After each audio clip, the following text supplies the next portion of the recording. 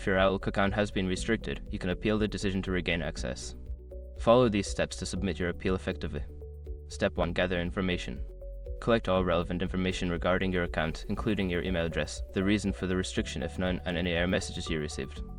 This will help you provide accurate details in your appeal. Step 2.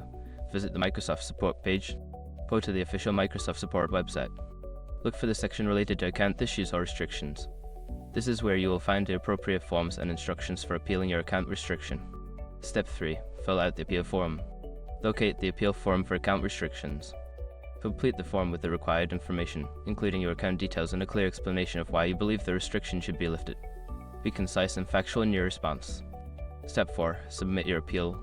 After filling out the form, review all the information to ensure accuracy. Once confirmed, submit the appeal. You may receive a confirmation email indicating that your appeal has been received. Step 5. Wait for a response. Monitor your email for a response from Microsoft regarding your appeal. This may take some time, so be patient. If your appeal is successful, you will receive instructions on how to regain access to your account. By following these steps, you can effectively appeal an account restriction on Outlook. Good luck!